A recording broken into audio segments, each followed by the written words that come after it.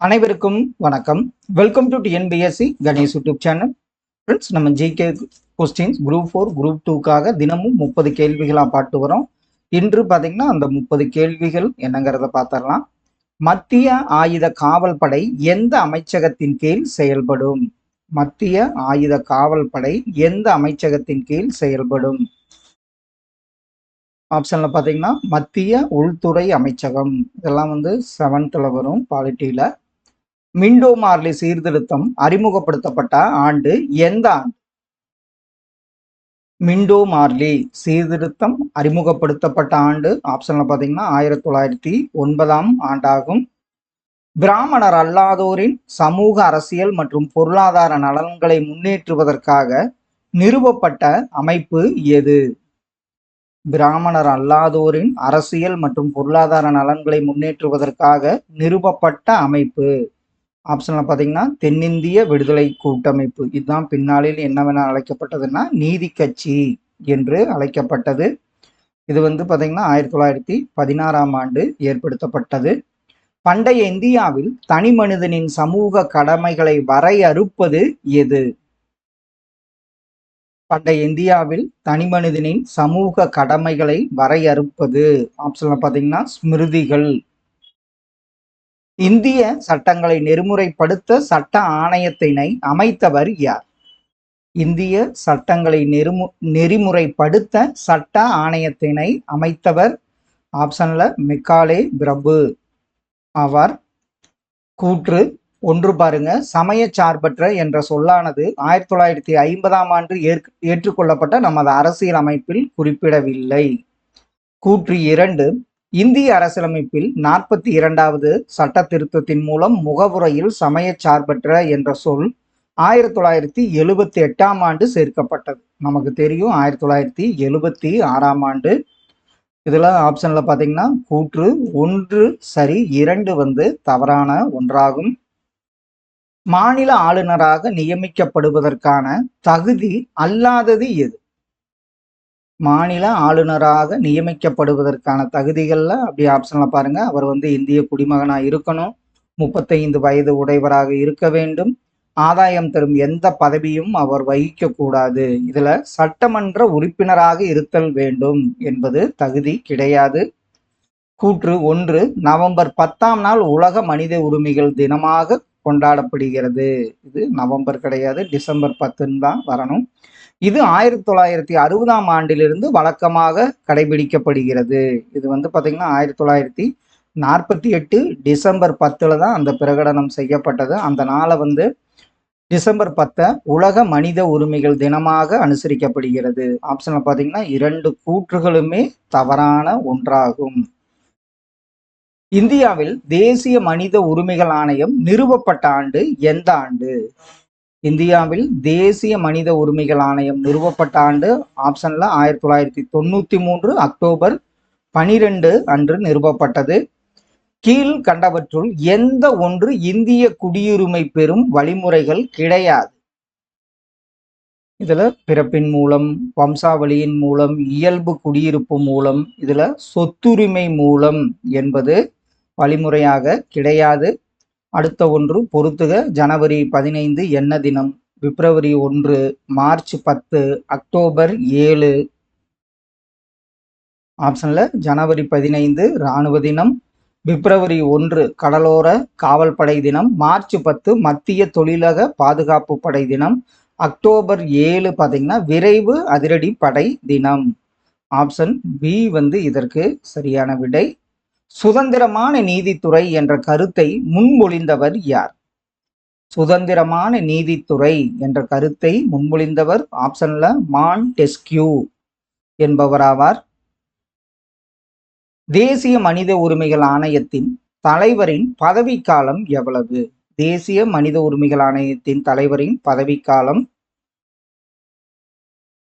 இப்போ தத்துக்கு பின்னாடி அருண்குமார் மிஸ்ரான்னு நினைக்கிறேன், அவர் தலைவராக இருக்காரு. ஆப்ஷன்ல பாத்தீங்கன்னா 5 ஆண்டுகள், இல்லைன்னா அவருக்கு 70 வயது வரை என்பது சரி. சட்டமன்ற மேலவையில் தலைமை அலுவலராக இருப்பவர் யார்? சட்டமன்ற மேலவையில் தலைமை அலுவலராக இருப்பவர் ஆப்ஷன்ல அவை தலைவர் என்பது சரி. கூற்று 1, அரசியலமைப்பின்படி ஒரு மாநில சட்டமன்றத்தில் 500 உறுப்பினர்களுக்கு மேலாகவும் 60 உறுப்பினர்களுக்கு குறைவாகவும் இருத்தல் கூடாது. கூற்று 2, சட்டமன்ற கூட்டத்திற்கு சபாநாயகர் தலைமை ஏற்கிறார். இதுல பார்த்தவொடனே சொல்லிருமோ 2 கூற்றுகளுமே சரியான ஒன்று. மாநில அமைச்சரவை குழுவின் தலைவர் யார்? மாநில அமைச்சரவை குழுவின் தலைவராக இருப்பவர் யாருன்னு பார்த்தீங்கன்னா முதலமைச்சர் ஆவார். குடியுரிமை பற்றிய பகுதி மற்றும் சரத்து என்ன? அரசியலமைப்புல குடியுரிமை பற்றி பகுதி மற்றும் சரத்து. பகுதி 2 சரத்து 5 முதல் 11 வரை குடியுரிமையை பற்றி பேசுகிறது. கீழ்காணும் கூற்றுகளை காண்க. மாநில சட்டமன்றம் மாநிலத்தின் நிதியை கட்டுப்படுத்துகிறது. நிதி மசோதாவை சட்டமன்றத்தில் மட்டுமே கொண்டு வர இயலும். மாநில அரசாங்கத்தால் சட்டமன்றத்தின் அனுமதி இல்லாமல் வரியை விதிக்கவோ அதிகரிக்கவோ குறைக்கவோ இயல். இதுல பாத்தீங்கன்னா 2, அதாவது முதல் மற்றும் 2 கூற்றுகளும் சரியான ஒன்று. 3வது தவறு. பின்வருவனவற்றுள் எது இந்தியாவை சமயச் சார்பற்ற நாடாக விவரிக்கிறது? ஆப்ஷன்ல பாத்தீங்கன்னா முகவுரை தான் இந்தியாவை சமய சார்பற்ற நாடாக விவரிக்கிறது. வங்காள விரிகுடா பல்துறை தொழில்நுட்ப மற்றும் பொருளாதார கூட்டுறவிற்கான முயற்சி. இப்ப கூட பிரைம் மினிஸ்டர் இந்த மாநாட்டில் கலந்துட்டாரு. வங்காள விரிகுடா பல்துறை தொழில்நுட்ப மற்றும் பொருளாதார கூட்டுறவிற்கான முயற்சி எதுன்னு பார்த்தீங்கன்னா பிம்ஸ்டெக். இதுக்கு பார்த்தீங்கன்னா bay of Bengal initiative for multi sectoral technical and economical corporation அப்படிங்கிறதான் பிம்ஸ்டெக். இதில் எந்தெந்த நாடு இருக்குன்னு பார்த்தீங்கன்னா Bangladesh, Bhutan, India, Myanmar, Nepal, Sri Lanka, Thailand இதெல்லாம் பிம்ஸ்டெக்ல உறுப்பினராக இருக்காங்க. இது 1997 ஜூன் 6 பிம்ஸ்டெக் தொடங்கப்பட்டது. தேசிய மனித உரிமைகள் ஆணையத்தின் தலைவரையும் உறுப்பினர்களையும் நியமிப்பவர் யார்?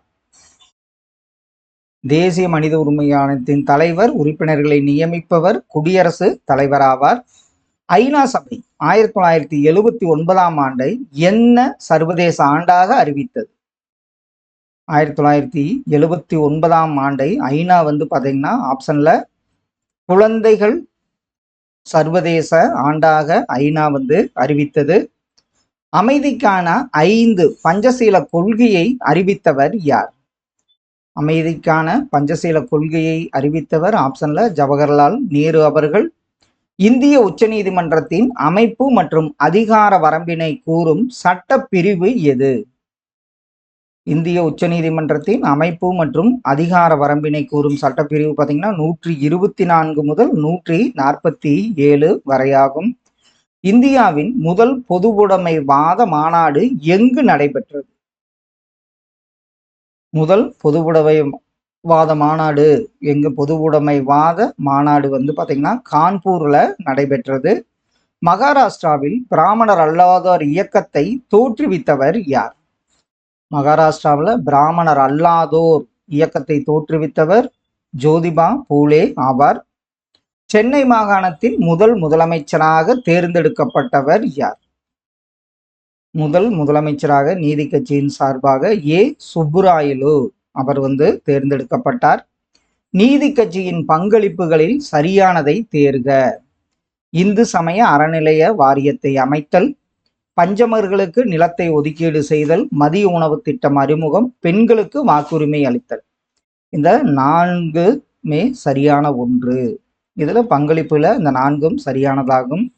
இந்தியை கட்டாய பாடமாக்குவது என முடிவெடுத்ததை தமிழ் மொழி மற்றும் பண்பாட்டை அழித்து வட இந்திய ஏகாதிபத்தியத்தை நிறுவும் முயற்சி என்று கூறியவர் யார்? இந்தி மொழியை கட்டாய பாடமாக்குவது என முடிவெடுத்ததை தமிழ் மொழி மற்றும் பண்பாட்டை அழித்து வட இந்திய ஏகாதிபத்தியத்தை நிறுவும் முயற்சி என்றவர் தந்தை பெரியார் ஆவார். கடைசி ஒன்று, முதலாவது சுயமரியாதை மாநாடு எப்போது எங்கு நடந்தது? நம்ம ஏற்கனவே பார்த்தோம் செங்கல்பட்டு. எந்த ஆண்டுன்னு பார்த்தீங்கன்னா 1929 ஆண்டு முதலாவது சுயமரியாதை மாநாடு நடைபெற்றது. ஃப்ரெண்ட்ஸ் இன்று பார்த்தீங்கன்னா 30 கேள்விகள் பார்த்தோம். கண்டிப்பாக இதெல்லாம் உங்கள் ஸ்டடீஸ்க்கு ரொம்ப யூஸ்ஃபுல்லாக இருக்குன்னு நம்புகிறோம். Thank you for your support.